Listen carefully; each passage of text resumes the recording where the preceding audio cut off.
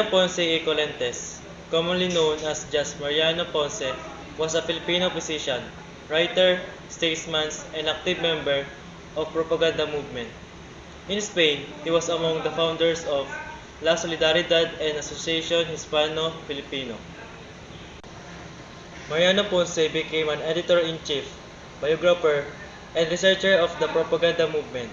He used Tikbalang, Kalipulaco, and Naning as pen names. The common themes of his works were the values of education.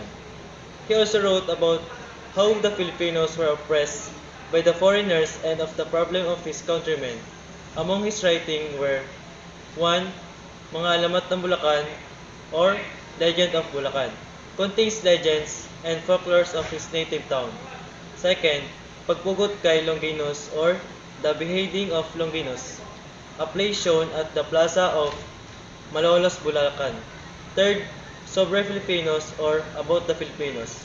And last, ang mga Pilipino sa Indo-China, The Filipinos in Indochina. Siya nga si Mariano Ponce. Pero kilala nga ba talaga natin si Mariano Ponce? 150 years ago, 1863, isinilang siya sa Baliwag, Bulacan. Nag-aral sa Letran at UST bago tumulak pa Espanya noong 1881 upang mag-aral ng medisina at samahan ang kilusang propaganda na humihingi na reforma sa mga mananakop na Espanyol. Patnugot siya ng poetry section ng Kilusan at sa La Solidaridad na nagbukas noong 1889, sumulat sa alias na Naning ang kanyang palayaw, Tikbalang at Kalipulaco, pangalan ni Lapu-Lapu. Matapos maaresto sa Pilipinas ng 2 araw sa pagsiklab ng himagsikan, tumakas pa Pransya at hindi naglaon sa Hong Kong upang sumama sa ilang Chino at Chinoy na nangangampanya para sa Pilipinas sa labas ng bansa, ang Junta Revolucionaria. Siya ang naghanda ng balang mahalang revolusyonaryo sa muling pag-uwi ni General Emilio Aguinaldo sa Pilipinas. Naging isa sa pinakauna nating mga diplomat at pumunta sa Yokohama, Japan upang bumili ng amunisyon para sa revolusyon. Ngunit lumubog ang segunda manong barko dahil sa bagyo at hindi nakarating ang mga bala sa Pilipinas. Kung titignan ang larawang ito na kinunan sa Yokohama, naging magkaibigan pala sila ni Sun Yat-sen, ang ama ng modernong bansang China. Nakakaloko ang larawan na ito. Mapagkakamalan mong si Sun Yat-sen ang nakakimono. Yun pala, siya ang naka-Amerikana habang si Ponce ang Pilipino ang nakakimono. Astig! Pinahiram pa ni Ponce si Sun ng mga baril na nabili niya sa isang Mr. Nakamura. Sabi nga ni Ambeto Campo, Nakamura nga sila, pero niloko naman. Puro mga kalakal na bakal ang mga nasa shipment. Na-swindle sila. Matapos Indochina, Cambodia at Thailand, bumalik sa Maynila kasama ng asawang Hapones at nahalal pang kinatawan ng ikalawang distrito ng Bulacan sa Philippine Assembly. Sinulat niya ang kanyang alaala, Cartas sobre la Revolución. Ang lolo mo rin, ang isa sa unang popular historian, kolumnista siya ng mga historical na pitak sa kanyang Filipino Celebres at Efemerides Pilipinas kasama si Jaime C. de Vera.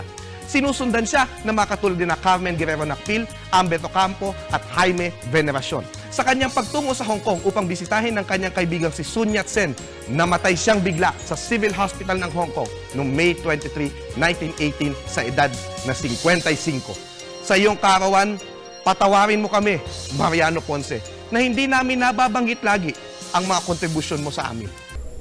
Pedro Paterno and the propaganda movement, a key figure in the Philippine Reform. Sino nga ba si Pedro Paterno? Ang full name niya ay Pedro Alejandro Paterno y de la Vera Ignacio. Pinanganak siya noong February 27, 1857 sa Manila, Philippines. Ang education naman niya na nakuha ay nag-aral siya sa Ateneo Municipal de Manila and later in Spanish, earning a law degree from the University of Salamanca. Ang professions naman niya ay isa siyang writer, lawyer, diplomat, and politician. Ang naging role naman niya ay siya ang intellectuals advocating for reforms during Spanish colonial rule. Ano ba ang the propaganda movement noong 1872 at 1892? Ito ay isang peaceful reform movement led by Filipino intellectuals. Ang ine-aim nila ay para sa equal rights for Filipinos and Spaniards representation in the Spanish Cortes, freedom of speech, and the press, secularization of churches. Ang naging role naman ni Pedro Paterno sa propaganda movement ay siya yung sumuport sa literature and diplomacy. Siya rin ay nag-advocate ng mga Filipino assimilation into Spanish society rather than independence. Umak din siya as mediator between Filipino reformists and Spanish authorities, use his connection with Spanish elites to push for peaceful negotiations. Ang naging literary contribution naman niya ay ang Ninay 1885, considered the first Filipino novel, showcase Filipino culture and tradition, aimed to foster national identity among Filipinos. Ang naging political contribution naman ni Pedro Paterno ay nagawa siya ng essay and petition for Filipino presentation in the Spanish Cortes, advocate for greater civil rights for Filipinos. Unlike radical reformists, he believed in achieving reforms through negotiation rather than revolution. Transition to the Philippine Revolution after the propaganda movement faded. Si Paterno ay naging involved sa Philippine Revolution 1896 to 1898. Naging mediated the Pact of Biak na Bato 1897, a temporary peace agreement between Spain and Filipino revolutionaries. Later naman, naging Prime Minister siya ng First Filipino Republic under Emilio Aguinaldo. Ang naging legacy naman ni Pedro Paterno ay siya ang one of the first Filipino intellectuals to promote national identity through literature. Naging significant role din niya in early political negotiation between Filipinos and Spain through controversial. His contributions helped pave the way for Filipino nationalism and eventually independence. Si Pedro Paterno was a key figure in the propaganda movement, advocating for reforms through literature and diplomacy. While hindi naman siya radical as Rizal or Del Peral, he contributed to Filipino nationalism, and his legacy remains complex, balancing between reform, diplomacy, and later political involvement. Si Pedro Paterno ay isang higanteng intelektual, politician, makata at novelist. Ngunit sa kabila nito ay kilala siya bilang isang balimbing na magpapalit ng panig sandaling siya ay madehado o kung alin ang nakalalamang. Ayon sa historiador na si Ambeth Ocampo, si Pedro Paterno ay binansagang unang balimbing sa Pilipinas. Si Pedro ay nanilbihan bilang tagapamagitan kay General Emilio Aguinaldo at Gobernador General Primo de la Vera. Isang buwan matapos pirmahan ni General Emilio Aguinaldo ang kasunduan sa Biak na Bato, ay sarili itong nagpatapon papuntang Hong Kong. Humingi si Pedro Paterno ng gantimpala para sa kanyang serbisyo at ang kanyang hiling ay 1 milyong Mexican dollars at gawaran ng isang dukedom, isang pwesto sa Senado na parehong hindi ibinigay sa kanya. Nang bumalik si Aguinaldo ay naging pangulo ng Malolos Congress si Pedro Paterno noong 1898 at nagsilbi din bilang pinuno ng gabinete ng Pilipinas. Pagsiklab ng digmaang Pilipino-Amerikano, muling nagpalit ng panig si Paterno kung saan niyakap niya ang soberanyang Amerikano na labis na tinutulan nila Apolinario Mabini at Antonio Luna. Si Paterno ay dinakip ng mga Amerikano noong Abril 1900s sa Antomok, Benguet. Matapos siya dakpin ng mga Amerikano ay nanumpa siya ng katapatan sa Amerika at sumapi sa mga ito. Bilang editor at may-ari ng dyaryo na La Patria, sinuportahan niya ang kapangyarihan ng Amerika at pasasalamat sa Espanya bilang pinagmulan ng sibilisasyon ng mga Filipino. Siya din ang nagpahuli kay Feliciano Hoxon, ang unang nagdisenyo ng watawat ng Pilipinas. Hiningian ng ransom ang kaawa-awang asawa nito at matapos makuha ang pera ay ipinatumba niya ito at ipinatapon sa Mandaluyong. Binawian ng buhay si Pedro Paterno sa sakit na kolera, ika-26 ng Abril, 1911. Sa edad na 54 ay nawala siya nang may malaking kayamanang naiwan. Kung ano nga ba ang propaganda movement? Ang propaganda movement noong 1872, 1896. This movement was spearheaded mostly by the intellectual middle class like Jose Rizal, Marcelo del Pilar, Graciano Lopez, Antonio Luna, Marciano Ponce, Josema Panganiban, and Pedro Paterno. The objectives of this movement were to seek reforms and changes like the following. Una, to get equal treatment for the Filipino and the Spaniards under the law. Pangalawa, to make the Philippines a colony of Spain. 3. To restore Filipino representation in the Spanish courts. Pang-apat, to Philippinize the parishes. Pang-lima, to give the Filipinos freedom of speech, of the press, assembly, and for redress of grievances. Ngayon, pagpatuloy natin sa topic na nakalaan para sa akin. Ang topic ko ay yung propaganda movement ni Josema Panganiban na kilala bilang Jomapa.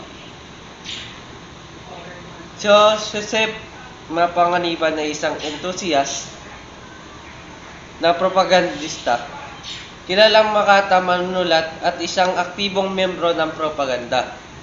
Isinulong ang karapatan ng mga Pilipino sa ilalim ng kolonyal na pamamahala sa Espanya. Nagtaguyod ang edukasyon, katarungan at pagkapapantay-pantay. Si Josema Panganiban ay pinanganak noong Pebrero 1, 1863 sa Mambulao, Camarines Norte. Bata pa lamang ay mahilig na siyang magsulat ng tula at salaysay. Nag-aral si Josema Panganiban sa Colegio de San Juan de Letran. Ang papel niya sa propaganda movement ay naging kasapi ng La Solidaridad, ang opisyal na pahayagan ng propaganda movement. Gumamit ng mga sagisag na panulat tulad ng Jomapa at JMP upang ilathala ang kanyang mga artikulo. Sumulat tungkol sa mga abuso at kawalang katarungan sa ilalim ng pamumuno ng mga Espanyol. Siya rin ay isa sa mga pangunahing layunin na nagpalaganap ng pagkapantay-pantay ng mga Pilipino at Espanyol. Si Jomapa, ang ambag niya sa propaganda o ang propagandista na kanyang pinasayangkutan ay tumulong at nagpalaganap ng ideya na reforma at nagpatupad ng kalayaan. Aktibo rin siya na ipagtulungan kina Jose Rizal, Marcelo H. del Pilar at Graciano Lopez Jaena. Pinuna ang sistema ng edukasyon, relihiyon at pamahalaan ng mga Espanyol na nagdudulot ng pagsasamantala sa mga Pilipino. Si Jose Maria Panganiban ay anak ni Vicente Panganiban at Juana Enverga at isinilang noong February 1, 1863 sa Mambulao na ngayon ay bayan ng Jose Panganiban sa probinsya ng Camarines Norte. Nakapagtapos siya ng kursong medisina sa Pilipinas at nag-aral din sa Espanya sa University of Barcelona at nakilala siya bilang isa sa mga pinakamatatalino Pilipino sa kanyang panahon. Sa Espanya, yung kanyang mga compatriots, Marcelo del Pilar, nina Mariano Ponce, nina Jose Rizal, nina Graciano Lopez Jaena. Ang tawag sa kanya ay Jomapa, el Vengador del Honor Filipino. In English, it's called Avenger of Filipino Honor, no? Ngunit nagkasakit si Jomapa dahil mahina sa lamig ang kanyang baga. Medyo mahina ang kanyang baga. Kaya nga may na-discover kaming isang sulat, napakatandang sulat na. Sulat naman ni Marcelo H. del Pilar na tiga Bulacan. May sulat siya sa kanyang asawa. Sabi ni Marcelo H. del Pilar, may isang Bicolanon nakarating dito. Galing daw ito sa Bicolandia. Ang pangalan Jose Maria Panganiban. Pero parang nakikita namin na siya'y dumudura ng dugo. Ngunit binaliwala niya ito dahil sa pagmamahal sa bayan at sumali kay Dr. Jose Rizal sa pakikipagbaka sa mga Espanyol. Sa edad na 25 sa pamamagitan ng pahayagang La Solidaridad ay ginugol niya ang kanyang panahon na talento para ipagtanggol ang karangalan ng Pilipinas hanggang sa kanyang kamatayan. Kaya nga nung siya ay nasa Espanya, pinilit niyang makapagsulat ng iba't ibang sanaysay. He wrote several essays to depict the abuses of Spaniards in the Philippines in order to expose them to the authorities in the motherland, which was Spain. Yun po yung gusto mangyari ni Jose Maria Panganiban. Kung kaya't hindi siya sumama sa mga revolusyon, sa mga madudugong labanan, ginamit niya ang kanyang talino, ang kanyang pluma, ang kanyang panulat, ang kanyang ballpen upang siya ay makapagsiwalat ng mga pang-aabuso, ng mga katiwalian, ng mga kamalian sa kanyang lipunan dito sa Pilipinas at umpisa ng isang pagbabagong panlipunan or social transformation. At sa gulang na 27, pumanaw si Jose Maria Panganiban. Samantala, bilang pagkilala sa kabayanihang ito ay nagkaroon ng batas na Republic Act 11445 na ang February 1 ay tinatawag na Jumapa Day. At nung isang